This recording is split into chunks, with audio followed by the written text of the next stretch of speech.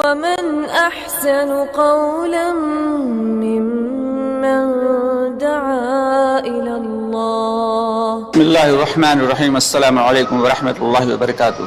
پیارے دوستوں اور عزیز بہنوں، میں ہوں یوسف ملک اور آپ دیکھ رہے ہیں دعوت جنت کا راستہ. دوستوں، آگے بڑھنے سے پہلے آپ سے گزارش ہے کہ ہماری ویڈیوز کو زیادہ سے زیادہ شیئر کریں، اور اگر ابھی تک آپ نے ہمارے چینل کو سبسکرائب نہیں کیا تو اس کو سبسکرائب ضرور کر لیں اور کمنٹس باکس میں اپنی رائے کا اظہار کریں.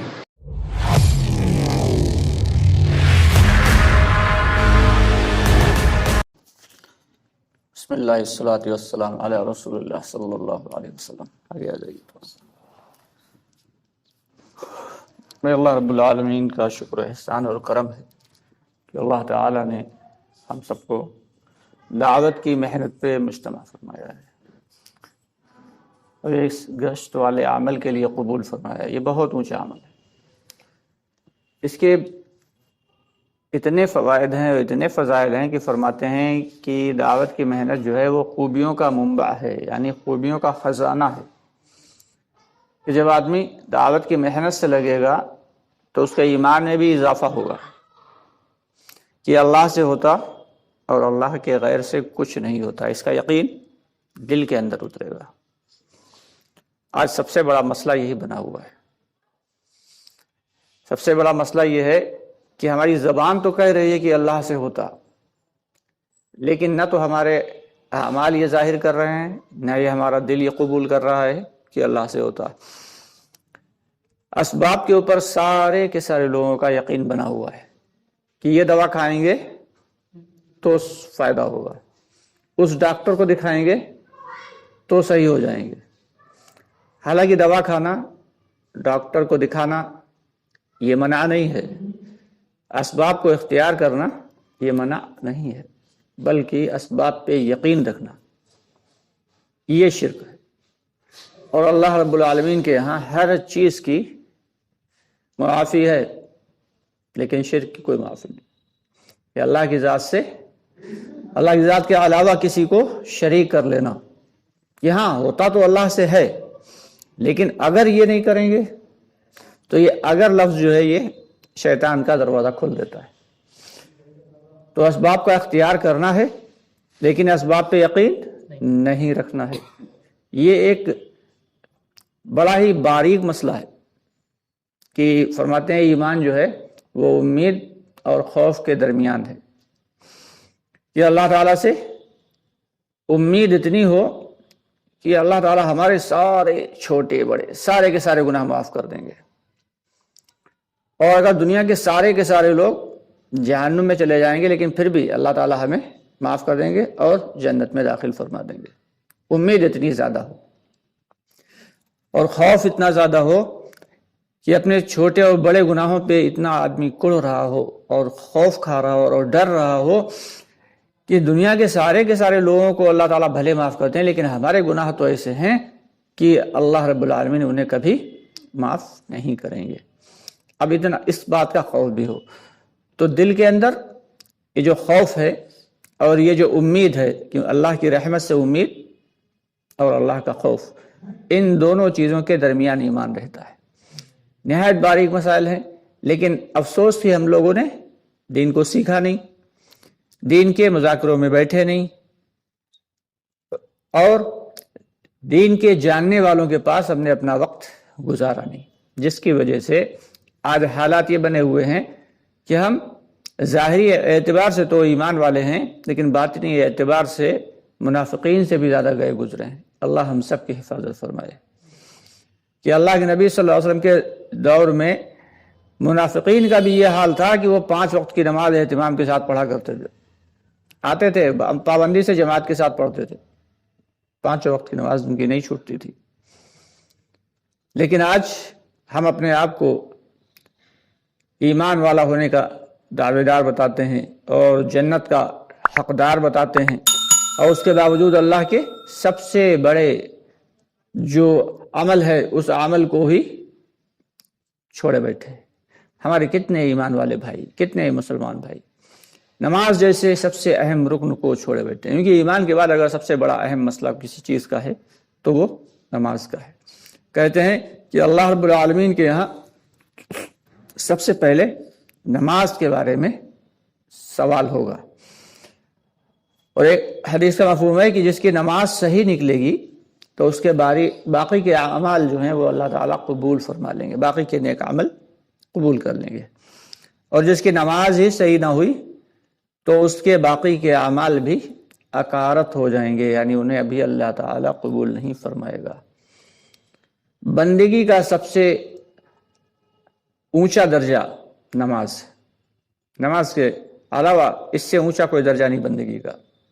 اللہ کے سامنے کبھی ہم کھڑے ہوئے ہیں ہاتھ باندھے، اور کبھی جو ہے وہ رکوع میں ہیں، اور کبھی سجدے میں ہیں، اپنے آپ کو اللہ کے سپرد کر دیا. دھیان ہمارا ایسا ہونا چاہیے کہ ہم اللہ کو دیکھ رہے ہیں، اور اگر یہ نہ ہو تو کم از کم کے درجے میں کہ اللہ ہمیں دیکھ رہا ہے. اگر یہ دھیان نہیں ہے تو پھر وہ نماز جو ہے اس نماز میں کوئی جان نہیں ہے، وہ نماز ظاہری شکل ہے. ہاں اللہ تعالیٰ اپنے فضل سے قبول فرما لے تو اللہ کی مرضی، اللہ سے کوئی پوچھ گچھ کرنے والا نہیں ہے. لیکن جو ایک پیمانہ بتایا گیا تو نماز کے دو درجے ہیں، ایک تو نماز کا باطن ہے اور نماز کا ظاہر ہے.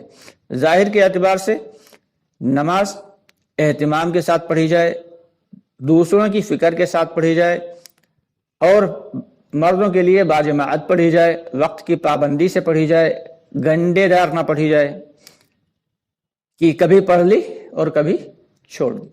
آج کل ہمارے کتنے بھائی ایسے کہ ایک قسم کی تو وہ ہے کہ جو جمعے کی ہیں، اور ایک وہ ہے جو عید بقرعید کے ہیں، اور ایک وہ نمازی ہیں جو جب جی چاہا تب پڑھ لی، جب جی نہیں چاہا تو چھوڑ دی.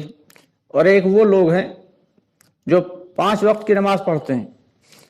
تو سب سے بڑا مسئلہ ان کا ہی ہے کہ 5 وقت فکر کے ساتھ نماز تو پڑھ رہے ہیں، لیکن اس بات کو دھیان میں نہیں لا رہے کہ ہماری نماز واقعی نماز بن بھی رہی ہے یا نہیں، اس کی فکر نہیں ہے.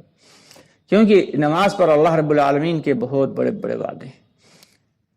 حضرات صحابہ کرام رضی اللہ تعالیٰ عنہ اجمعین کو جب اللہ رب العالمین نے حضور پاک صلی اللہ علیہ وسلم کے ذریعے نماز دی، اور آپ صلی اللہ علیہ وسلم نے صحابہ کرام کو بتایا کہ اللہ تعالیٰ نے تمہیں روزانہ 5 وقت کی نماز بتائی ہے، تو صحابہ کرام بے حد خوش ہوئے کہ اللہ رب العالمین سے ڈائریکٹ لینے کا، بلا واسطہ لینے کا ذریعہ مل گیا ہے. اور انہوں نے پھر کر کے دکھایا، نماز پہ محنت کی، اور نماز پہ ایسی محنت کی کہ کوئی بھی مسئلہ ہوتا تو 2 رکعت نفل پڑھتے اور اللہ سے دعا کرتے اور اپنے مسئلے حل کر لیتے. پکا پکایا کھانا منگوا لینا، دسترخوان آسمان سے اتروا لینا، مرے ہوئے بچے کو زندہ کرا لینا، مری ہوئی سواری کو زندہ کرا لینا، بارش میں چلتے ہوئے بھی پانی سے بچ جانا، یہ سب ایک عام سی بات تھی کہ ریگزار پڑا ہوا ہے. حضرت انس رضی اللہ تعالیٰ عنہ کے بارے میں آتا ہے کہ ان کو ایک زمین ملی، ریگزار تھی، وہاں پہ کوئی بھی پانی کا نظم نہیں تھا جو وہاں پہ کھیتی باڑی کی جا سکتی. حضرت انس رضی اللہ تعالیٰ عنہ نے مصلی منگایا، 1 لوٹا پانی منگایا، وضو کیا، 2 رکعت نفل پڑھی، اور پھر مصلی ہٹایا دعا کرنے کے بعد، اور غلام سے کہا یہاں پہ کھودو. اس نے کھودنا شروع کیا. ابھی اس نے چند ہی کدال مارے تھے کہ پانی کا چشمہ اگل پڑا. تو صحابہ رضی اللہ تعالیٰ عنہ نے نماز کو نماز سمجھ کے بنایا تھا. ہم نماز کو ایک جو ہے وہ ضروری فریضہ سمجھ کے تو ادا کر کے چلے جاتے ہیں، آخر میں آتے ہیں اور سب سے پہلے نکلنے کی کوشش کرتے ہیں.